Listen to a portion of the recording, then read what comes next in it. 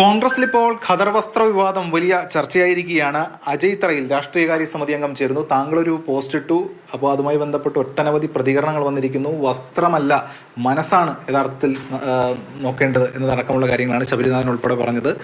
അങ്ങനെ പല പ്രതികരണങ്ങൾ വരുന്നു. അല്ല, ആദ്യം ഞാൻ പറയാം, കോൺഗ്രസിൻ്റെ ഭരണഘടനയിൽ പറഞ്ഞിരിക്കുന്നത് മനസ്സ് നന്നാലും പതിയുന്നതല്ല, ഖദർ വസ്ത്രധാരിയായ ആൾക്ക് മെമ്പർഷിപ്പ് കൊടുക്കാം എന്നാണ് പറഞ്ഞിട്ട്. ഞാനൊക്കെ മെമ്പർഷിപ്പ് എടുക്കുമ്പോൾ ആ ഒരു സത്യവാങ്മൂലം ഒപ്പിട്ട് കൊടുത്തിട്ടാണ് പാർട്ടി മെമ്പർഷിപ്പ് എടുത്തത്. അത് വരട്ടെ. ഇപ്പോൾ ഞാൻ പറഞ്ഞത് കാരണം പുതിയ തലമുറ പാർട്ടിക്കകത്ത് പുതിയ തലമുറയുടെ പ്രവണത ഖദർ വസ്ത്രം മാറ്റിക്കൊണ്ട് കളർഫുള്ളായ വലിയ വിലപിടിപ്പുള്ള വസ്ത്രങ്ങൾ ധരിച്ചുകൊണ്ട് നടക്കുക. അത് കണ്ട് അവരുടെ അണികളായിട്ട് വരുന്ന താഴ്ത്തട്ടിലുള്ള മറ്റുള്ളവരും ഖദർ വസ്ത്രം ഉപേക്ഷിച്ച് പുതിയ ഇത്തരം വസ്ത്രത്തിലേക്ക് പോകും. മഹാത്മാഗാന്ധിയുടെ കോൺഗ്രസ് പ്രസിഡന്റ് അതിൻ്റെ 100ാം വാർഷികം ആഘോഷിക്കുകയാണ്. ഡൽഹിയിലാണെങ്കിലും എറണാകുളം DCCയിലാണെങ്കിലും ഗാന്ധിയുടെ പടം വെച്ച് ചർക്ക വെച്ച് ഖാദി വസ്ത്ര പ്രദർശനം നടത്തി.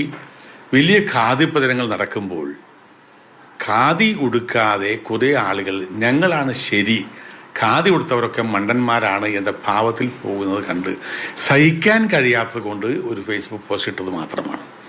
95% വരുന്ന കോൺഗ്രസ് നേതാക്കന്മാർ ധരിക്കുന്നത് ഖദർ വസ്ത്രമാണ് ഇപ്പോഴും.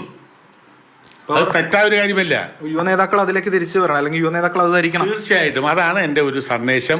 എന്തായാലും അജയ് തറയിലാണ് നമുക്കൊപ്പം ചേർന്നത്. ഈ വിഷയത്തിൽ ശക്തമായ നിലപാടുമായി മുന്നോട്ട് പോവുകയാണ് അദ്ദേഹം. ക്യാമറമാൻ ബിനു പാവമ്പയ്ക്കൊപ്പം എസ് രാഗിൻ, മാതൃഭൂമി ന്യൂസ്, കൊച്ചി.